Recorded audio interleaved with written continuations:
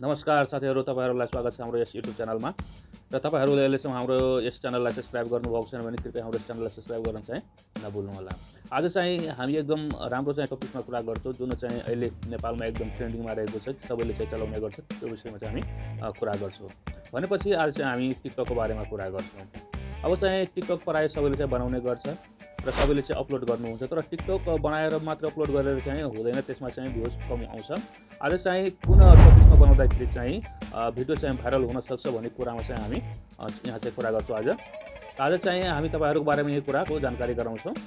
अब मानौ तपाई चाहिँ अब इन्टरटेनमेन्ट टाइपको चाहिँ भिडियो बनाउनुहुन्छ भने कुन प्रकारको इन्टरटेनमेन्टको भिडियो बनाउने, तपाई चाहिँ स्पोर्टको बनाउनुहुन्छ भने कुन चाहिँ स्पोर्टले चाहिँ ट्रेन्डिङमा छ, त्यस कहाँबाट चाहिँ जानकारी पाउने, त्यसको बारेमा चाहिँ जानकारी हुन एकदम जरुरी छ।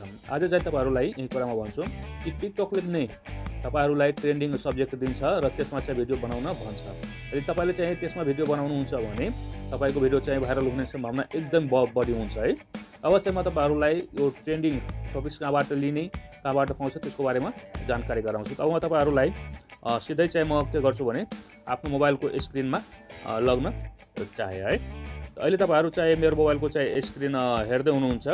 तपाईहरु के गर्नु होला, आफ्नो चाहिँ मोबाइलमा जुन टिकटक हुन्छ त्यो टिकटक आइडीलाई चाहिँ ओपन गर्नु होला। जस्तै मेरो मोबाइलमा एउटा चाहिँ टिकटक आइडी रहेको छ। प्राय म त त्यतिकै टिकटक चलाउँदिन, तर पनि यहाँ छ। अब चाहिँ टिकटक खोल्नु होला। टिकटक खोलेर त्यसपछि तपाईहरु के गर्नु होला, आफ्नो टिकटकको जुन प्रोफाइल हुन्छ त्यो प्रोफाइलमा चाहिँ जानु होला है। प्रोफाइललाई चाहिँ खोल्नु होला। प्रोफाइललाई खोलेर चाहिँ तपाईहरु चाहिँ यहाँ हेर्नुहुन्छ टिकटक स्टुडियो भन्ने चाहिँ अप्सन दिएको छ। यहाँ टिकटक स्टुडियो भन्ने अप्सन दिएको छ, त्यसमा चाहिँ क्लिक गर्नु होला। क्लिक गर्नुहुन्छ भने यो यस्तो इन्टरफेस खुलेर आउँछ। अब यहाँ हेर्नुस्, तपाईहरु हेर्न सक्नुहुन्छ यहाँ चाहिँ के भनिएको छ, ट्रेन्डिङ क्रिएटर्स।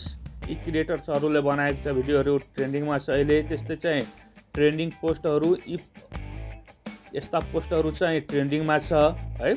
यी कुराको चाहिँ जानकारी यहाँ पाउँछौं। त्यस्तै चाहिँ अब हामीलाई ट्रेन्डिङ टपिक्स नै चाहियो आफ्नो क्याटेगोरीमा, त भने कहाँबाट लिने। तपाईहरु के गर्नु होला, यहाँ इन्स्पिरेसन दिएको छ र यहाँ चाहिँ त्यसको ठिक्क दायाँपट्टिको साइडमा चाहिँ एरो जस्तो चिन्ह दिएको छ है। यहाँ यसमा चाहिँ के गर्नु होला, तपाईहरु क्लिक गर्नु होला। क्लिक गरिसकेपछि यो चाहिँ खुलेर आउँछ है। अब यो खुलेर आउँछ भने तपाईहरु यहाँ हेर्न सक्नुहुन्छ अल क्याटेगोरीज भन्ने अप्सन दिएको छ है। अल क्याटेगोरीज भन्ने अप्सन दिएको छ, त्यसमा चाहिँ के गर्नु होला, क्लिक गर्नु होला। अब चाहिँ तपाईलाई थाहा हुनुपर्छ कि तपाई के सम्बन्धी चाहिँ भिडियो बनाउनुहुन्छ है। अब चाहिँ यसमा चाहिँ क्लिक गर्नु होला। अब यहाँ हेर्नुस्, तपाईहरुलाई अल क्याटेगोरीज भनि दिएको छ है। जस्तै अब इन्टरटेनमेन्टको भिडियो बनाउनुहुन्छ भने इन्टरटेनमेन्टमा यहाँ चाहिँ लगाएर चाहिँ सर्च गर्नु होला कुन भिडियोहरु चाहिँ अहिले ट्रेन्डिङमा छ। त्यस्तै चाहिँ तपाई ब्युटी एन्ड स्टाइलको बनाउनुहुन्छ भने यसमा चाहिँ क्लिक गर्नु होला। कुन भिडियोहरु चाहिँ अहिले चाहिँ ट्रेन्डिङमा छ थाहा पाउनुहुन्छ है। भनेपछि म अहिले चाहिँ अल क्याटेगोरीमा राख्छु, किनकि मैले चाहिँ अहिले क्याटेगोरी चुज गरेको छैन है। त्यसपछि चाहिँ तपाईहरु के गर्नु होला, अझै चाहिँ कहाँको लागि भिडियो बनाउनुहुन्छ है, नेपालको लागि बनाउनुहुन्छ कि अरु देशको लागि बनाउनुहुन्छ।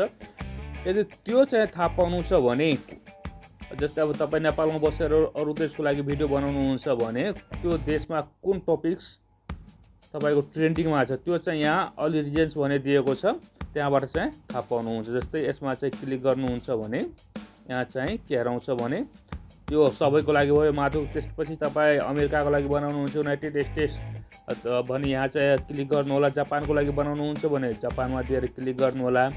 त्यहाँ चाहिँ तपाईहरुलाई सो गर्दिन्छ कुन भिडियो चाहिँ अहिले ट्रेन्डिङमा छ। भनेपछि टिकटकले नै हामीलाई ट्रेन्डिङ टपिक्स दिइराखेको हुन्छ र हामीलाई थाहा हुँदैन। त्यसैले चाहिँ तपाईहरु के गर्नु होला, आफ्नो चाहिँ टिकटक स्टुडियोमा गएर चाहिँ पहिला चाहिँ ट्रेन्डिङ टपिक्स चाहिँ खोज्नु होला, हेर्नु होला। त्यो अनुसार चाहिँ भिडियो बनाउनुहुन्छ भने तपाईको भिडियो पनि के हुन्छ त, भाइरल हुने सम्भावना एकदम नै बढी हुन्छ। हस्त तपाईहरुलाई आजको भिडियो पक्कै पनि राम्रो लागेको होला। जानुभन्दा अगाडि अहिले तपाईहरु चाहिँ हाम्रो यस च्यानललाई सब्स्क्राइब गर्नुभएको छ भने कृपया सब्स्क्राइब गर्न चाहिँ नभुल्नु होला।